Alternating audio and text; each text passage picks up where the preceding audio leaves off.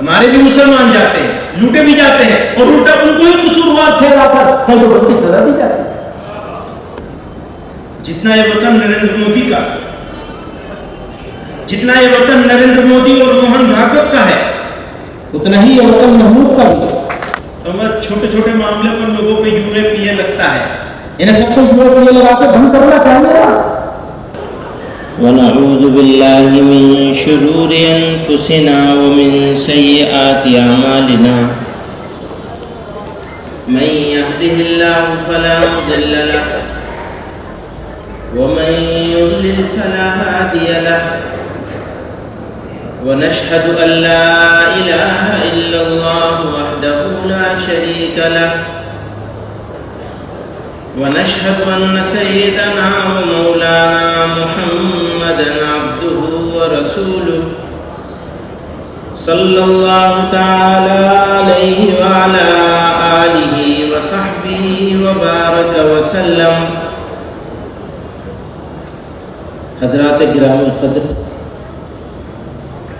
جمعیت علماء ہند حریم ملت کی پاسباں اور عظیم امانت کی کلید بردار جماعت ہے، اس کی روشن ملی خدمات اور قربانیوں کے مد نظر ملت اسلامیہ ہند آج اس کی طرف امید کی نگاہ سے دیکھ رہی ہے۔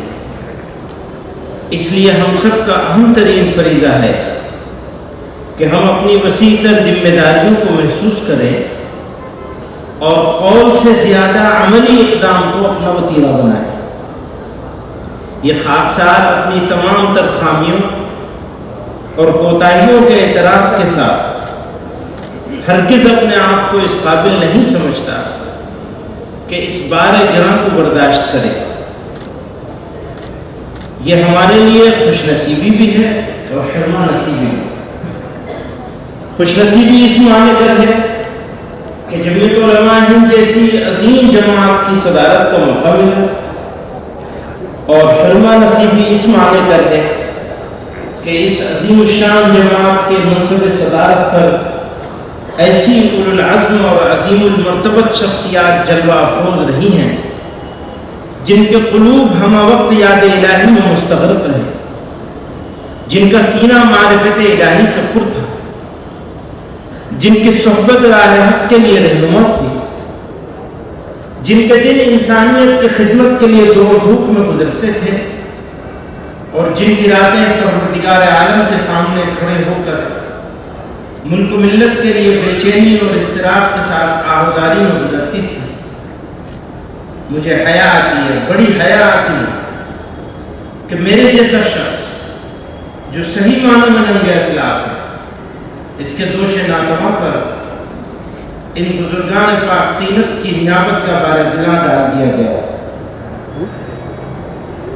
آپ حضرات سے دعا کی درخواست ہے کہ اللہ اس بندے ناچیز کو اپنے حبیب صلی اللہ علیہ وسلم کے فضیل اس منصب جلیل کی ذمہ داریوں کو بحسن خوبی انجام دینے کی توفیق عطا فرمائے، اور اپنے بڑوں کے نقش قدم پر چلنے کا حوصلہ مرحمت فرمائے، آمین۔ محترم حضرات، اس موقع پر مجھے اپنے ان دو بزرگوں کی یاد آ رہی ہے جن کی قیادت و رفاقت میں خاکسار کو دو دہائی سے زیادہ عرصے تک ملک و ملت کے لیے کام کرنے کا موقع ملا۔ یہ خاکسار 1996 میں جمعیت علماء ہند کا ناظم مقرر ہوا، اس کے بعد 24 ستمبر 2001 کو ناظم عمومی نامزد ہوا۔ اس وقت مرشدی فدائے ملت حضرت مولانا سید اسعد مدنی قدس سرہ جمعیت علماء ہند کے صدر باوقار تھے۔ حضرت فدائے ملت رحمۃ اللہ علیہ عزم و استقلال کے پہاڑ تھے۔ اللہ تعالیٰ نے ان کو بے مثال خوبیوں سے نوازا تھا۔ ملک و ملت کے لیے آپ کی ہردم فکر مندی بلکہ درد مندی بے نظیر تھی۔ اسی طرح میرے مربی اور استاد محترم حضرت مولانا قاری سید محمد عثمان صاحب منصور پوری رحمہ اللہ جماعتی زندگی کے مشکل حالات میں جمعیت علماء ہند کے صدر منتخب ہوئے، ان کی زندگی کا سب سے اعلیٰ اور ممتاز وصف اخلاص للہیت، بے نفسی، کسر نفسی، سادگی اور بے نفسی تھا۔ آپ اصول پسند، دوربین اور صاحب بصیرت عالم تھے۔ اللہ تعالیٰ ان دونوں بزرگوں کے قبروں کو نور سے منور کر دے۔ ان دونوں بزرگوں نے جمعیت علماء ہند کی تحریکات اور عزائم کو اپنے حوصلوں سے جلا بخشی۔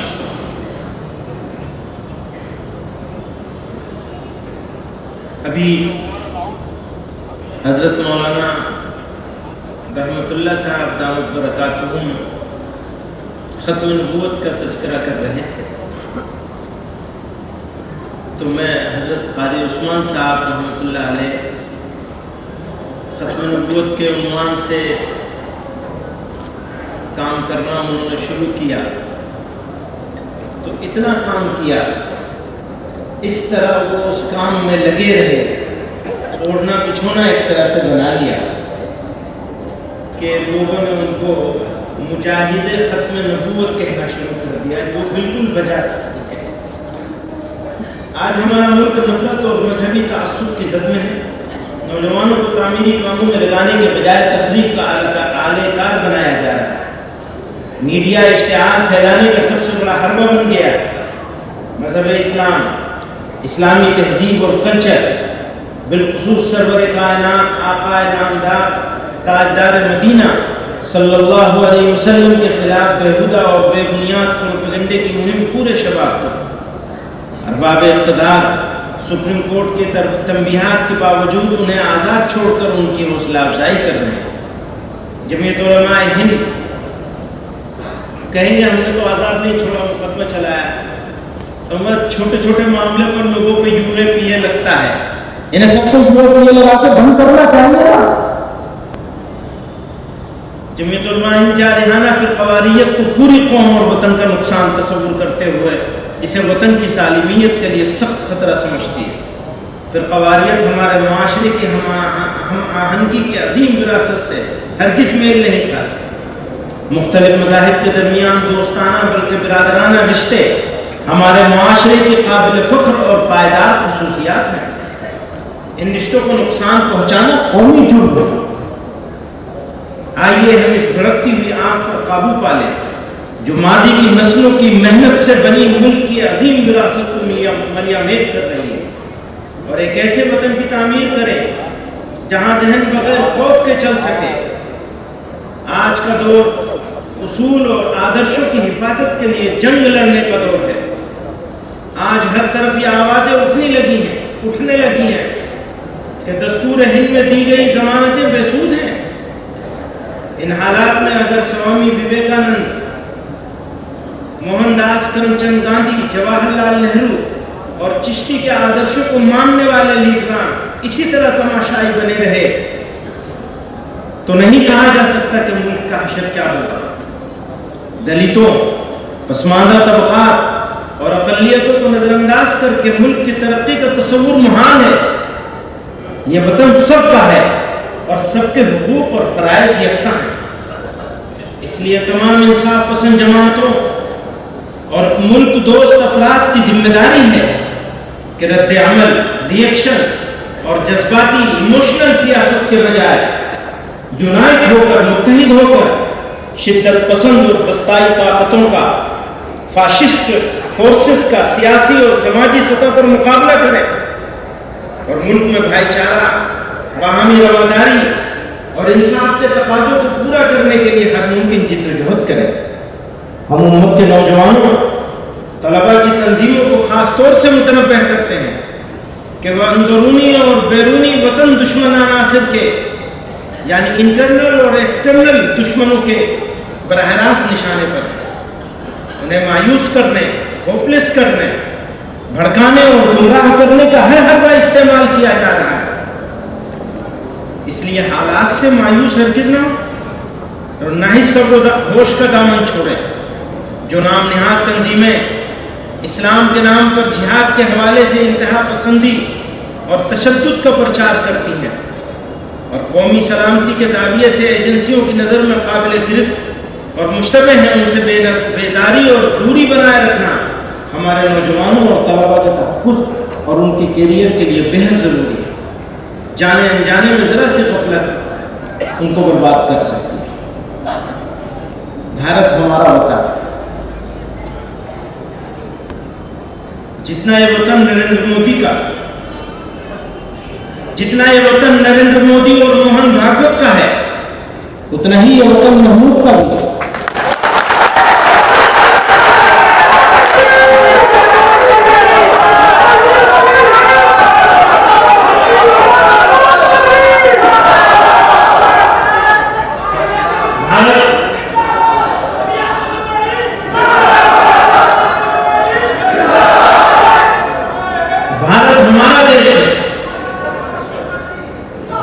جتنا یہ دیش نریندر مودی اور موہن بھاگوت کا ہے، اتنا ہی یہ دیش محمود کا بھی ہے۔ نہ محمود ان سے آگے ہے،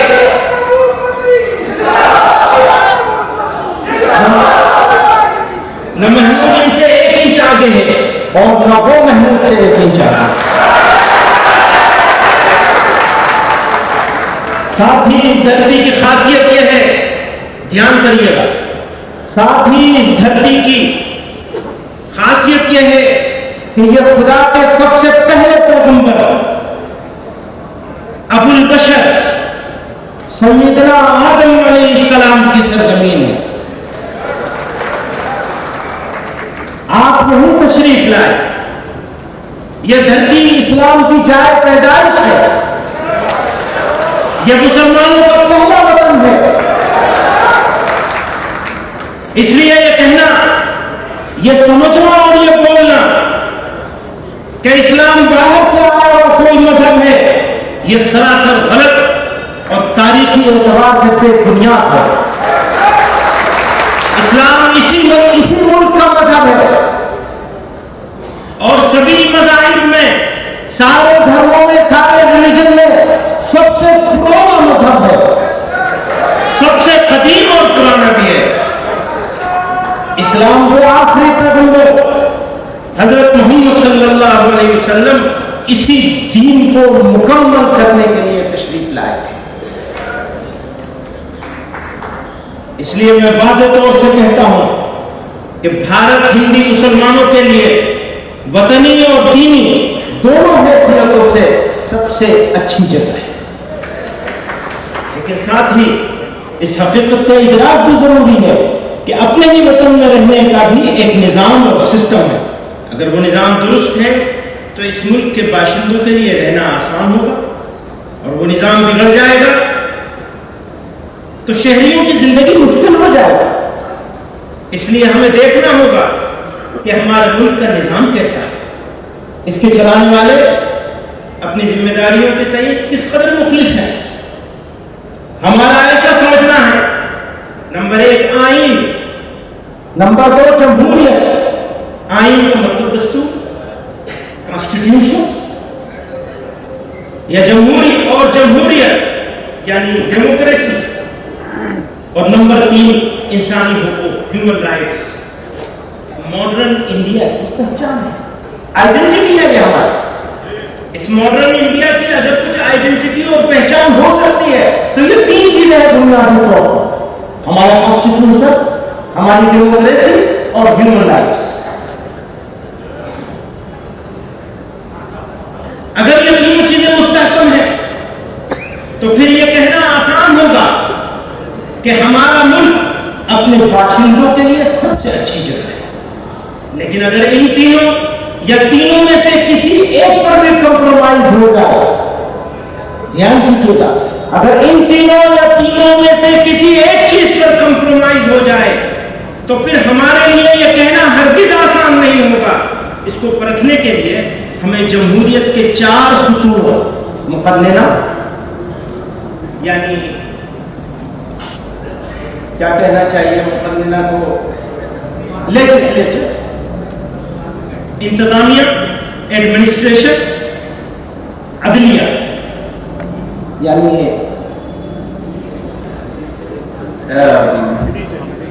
جوڈیشل، اور نمبر 4 میڈیا۔ اس کا جائزہ لینا ہوگا. ان 4 چیزوں کا ہم کو جائزہ لینا ہے. لیجسلیچر کا، ایڈمنسٹریشن کا، جوڈیشری کا اور میڈیا. آگے چلیے. انصاف کی حکمرانی. کسی بھی مہذب سماج کے لیے عدل و انصاف سب سے بڑا معیار ہے. عدل و انصاف کے بغیر بڑی سے بڑی ریاست اور بڑے سے بڑا ملک باقی نہیں رہ سکتا. ہر حکمران کا اولی فرض اپنی رعایا کو انصاف مہیا کرانا ہے.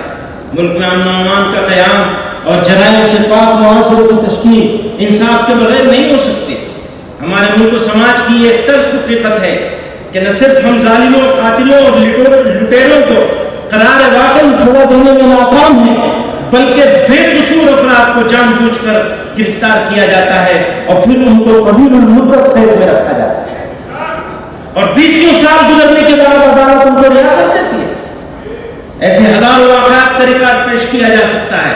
اسی کے مد نظر جمعیت علماء ہند نے بے قصور افراد کی رہائی اور ان کے مقدمات کی پیروی کے لیے ایک مستقل شعبہ قائم کیا ہے، جس کے ذریعے نچلی عدالتوں سے لے کر سپریم کورٹ تک ہم ہزاروں افراد کے مقدمات لڑ رہے ہیں. یہی ہماری تقدیر میں رہ گیا ہے.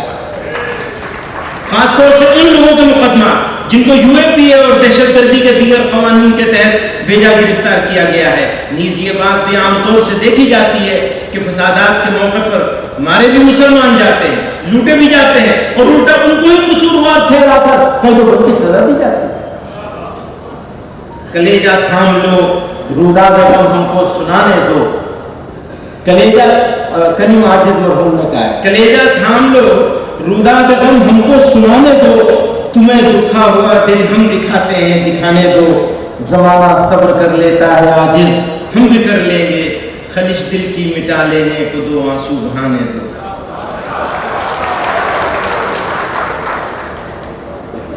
محترم حضرات،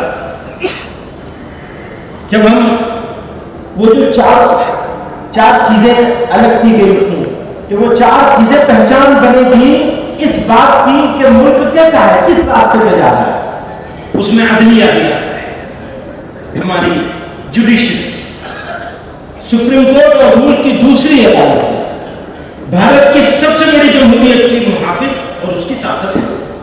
یہ عدالتیں اپنے خود مختار نظام کی وجہ سے حکومتوں کے بے لگام اقدامات پر قدغن لگاتی ہیں. سماجی بہبود، ماحولیات کے تحفظ، انتخابی اصلاحات وغیرہ کے مسائل پر ان کے احکامات اور رہنما اصول ملک کی درست رہنمائی کا سبب بنتے ہیں.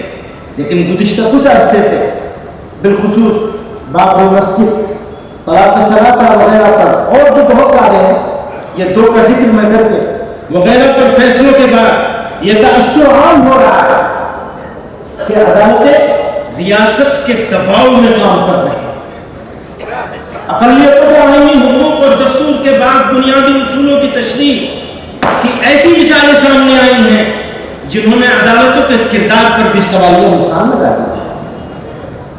مختلف عدالتوں نے مسلم رسول اللہ سے متعلق مسائل کو لے کر جو فیصلے دیے ہیں ان سے ایسا محسوس ہوا کہ ان عدالتوں نے قانون کی تشریح کے بجائے قانون وضع کرنے کی کوشش کی ہے. حال میں دیے گئے درج ذیل فیصلے اس کی اہم نظیر ہیں. اب یہ کچھ فیصلوں کا تذکرہ کیا، اس کو چھوڑ دوں میں. مقننہ کے ذریعے ناانصافی. بھارت کی متعدد ریاستوں نے مذہب کی تبدیلی کو کنٹرول کرنے کے لیے قوانین بنائے ہیں. یعنی لیجسلیچر نے کہا ہمارے ساتھ گڑبڑ کی ہے، بہت ساری گڑبڑ کی ہے. ایک آپ کا ذکر کر رہے ہیں. بھارت کی متعدد ریاستوں نے مذہب کی تبدیلی کو کنٹرول کرنے کے لیے قوانین بنائے ہیں. گجرات اور مدھیہ پردیش ہائی کورٹوں نے ان دفعات پر یہ کہتے ہوئے روک لگا دی ہے کہ یہ کسی شخص کی پرائیویسی کے حق کی خلاف ورزی ہے پر مبنی ہے. یعنی وہ جو ایکٹ بنائے گئے ان کی کچھ دفعات ایسی ہیں جنہیں پرائیویسی کے حق کے خلاف مان لیا کورٹ نے بھی. اس میں گجرات والے معاملے میں جمعیت علماء گجرات اس معاملے کو دیکھ رہی تھی، اس پہ انہی کی طرف سے وہ مقدمہ لڑا گیا.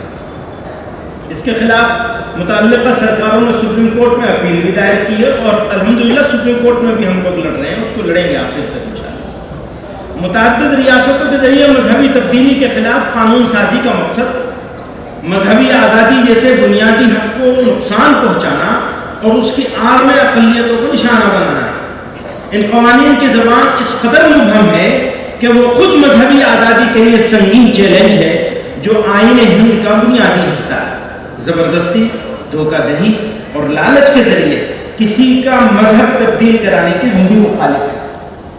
دوبارہ کہوں گا، زبردستی، دھوکہ دہی اور لالچ کے ذریعے کسی کا مذہب تبدیل کرانے کے ہم بھی مخالف ہیں، لیکن دیکھنے میں یہ آ رہا ہے کہ جو لوگ حقیقی طور پر سچے دل سے مذہب بدلتے یا بدلواتے ہیں ان کے خلاف بھی زبردستی، دھوکہ دہی اور لالچ کا غلط الزام لگا کر انہیں گرفتار کیا جا رہا ہے۔ اس سلسلے میں مذکورہ قوانین کا بے جا استعمال ہو رہا ہے، اس لیے ایسے قوانین ہرگز قابل قبول نہیں۔ انتظامیہ کا رویہ، انتظامیہ اور قانون نافذ کرنے والی ایجنسیاں قانون کا غلط استعمال کر کے اقلیتوں کو نشانہ بنا رہی ہیں۔ گزشتہ دنوں ایسی کئی مثالیں دیکھنے میں آئی ہیں۔ نمبر 1، عوامی مقامات میں نماز پر پابندی۔ اب وہ مثالیں بتائی ہیں کہ پریاگ میں کیا ہوا، فلاں جگہ کیا ہوا۔ ایک صاحب اپنے اسکول میں پروفیسر تھے، اپنے اسکول میں ہی کالج میں وہ ایک پیڑ کے نیچے نماز پڑھنے لگے۔ کچھ کارروائیوں کا سی ٹائپ کا 3% کے خلاف پولیس کا رویہ، اس میں بھی دیکھا ہے کہ پولیس نے کس طرح جانبدارانہ طریقے سے مظاہرین کا دمن کرنے کی کوشش کی ہے۔ بلڈوزر کی کارروائی، اب وہ نام بھی اس کا بلڈوزر جسٹس ہو گیا، اس کا بھی یہ انتظامیہ اور ایڈمنسٹریشن کا اور میڈیا، یہ دونوں کی ملی بھگت سے یہ سارا کچھ ہو رہا ہے۔ آسام میں انخلا کے مظاہرین کو میں چھوڑ کے چل رہا ہوں آگے تاکہ آپ لوگوں کا قیمتی وقت ضائع نہ ہو، بہت رات ہو چکی ہے اور ان حضرات نے موقع بھی مجھے سب سے آخر میں دیا۔ پہلے انہوں نے سوچا وہ پہلے موقع دے دیں گے تو اتنا لمبا چوڑا تو خود میں صدارت ہے، اب بتاؤ اتنی ساری لمبی چوڑی باتیں کہاں سے، پھر ان کو شروع میں موقع دے دیں گے تو وہ ان کی تجویزیں رہ جائیں گی ساری، تو اچھی بات ہے۔ آسام میں انخلا کے مظاہرین پر ظلم و ستم، مسلم کمیونٹی، آسام میں مسلم کمیونٹی کے افسوسناک اور تشویشناک صورتحال کی طرف آپ کی توجہ مبذول کرانا چاہتا ہوں۔ آسام سرکار کی نگرانی میں ہزاروں لوگوں کو غیر قانونی املاک خالی کرانے کی آڑ میں ان کے گاؤں سے بے دخل کیا جا رہا ہے۔ پولیس اور نیم فوجی دستوں کی موجودگی میں ان کے گھروں اور دکانوں کو بلڈوزر سے مسمار کیا گیا اور ان پر مظالم کے پہاڑ توڑے گئے۔ سبھی کو آسام میں رونما ہونے والا وہ سانحہ یاد ہوگا جب ایک شخص کو پولیس کے ذریعے گولی مارے جانے کے بعد ایک صحافی اس کے سینے پر کود رہا، وہ جرنلسٹ، اور اس کے سینے پر وہ کود رہا تھا، مرے گا تھا، پولیس کی گولی سے مارا گیا تھا۔ یہ ایک تہذیب اور انسانیت کی شکست اور آئین کی پامالی ہے۔ آسام کی حکومت آئین کے ذریعے دیے گئے بنیادی انسانی حقوق یا زندگی اور جائیداد کے بنیادی حقوق کو پامال کرنے سے باز نہیں آئے گی۔ حکومت نے صاف اعلان کر دیا ہے کہ بے دخلی کے متاثرین کو حکومت کی طرف سے کوئی معاوضہ یا پانی کا ایک قطرہ بھی نہیں دیا جائے گا۔ بے دخل کیے گئے بے گھر لوگوں کی تعداد ہر گزرتے دن کے ساتھ بڑھتی جا رہی ہے۔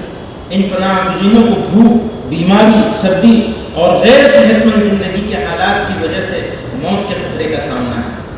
حال غم ان کو سناتے جائیے، حال غم، اس نے کہا کمار، حال غم ان کو سناتے جائیے، کس کو سنائیں؟ وہ تو بہرے آدمی کو سنا دیں۔ حال غم ان کو سناتے جائیے، شرط ہے کہ مسکراتے جائیے، شکریہ لطف مسلسل کا مگر، شکریہ لطف مسلسل کا مگر، گاہے گاہے دل دکھاتے جائیے، گاہے گاہے دل دکھاتے جائیے، دشمنوں سے پیار ہوتا جائے گا، دشمنوں سے پیار ہوتا جائے گا، دوستوں کو آزماتے جائیے۔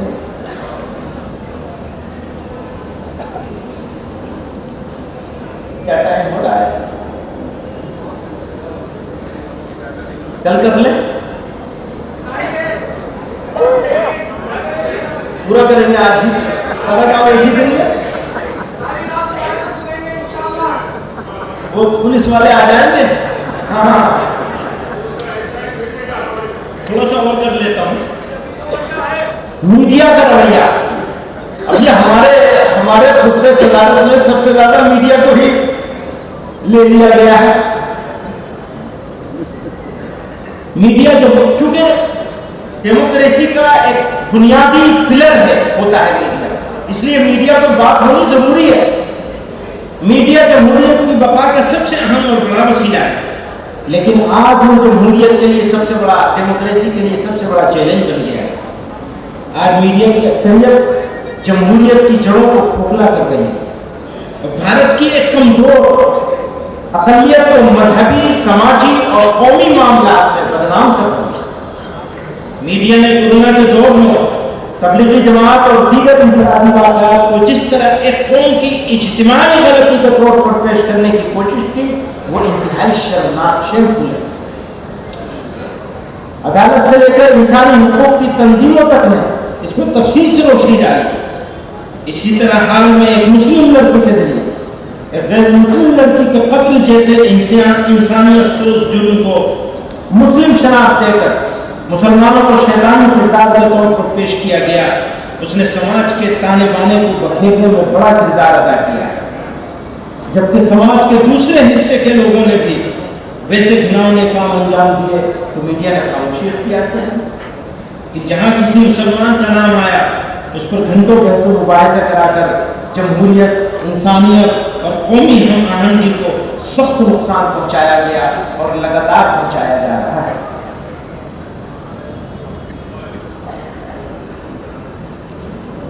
اب انشاءاللہ کل کریں.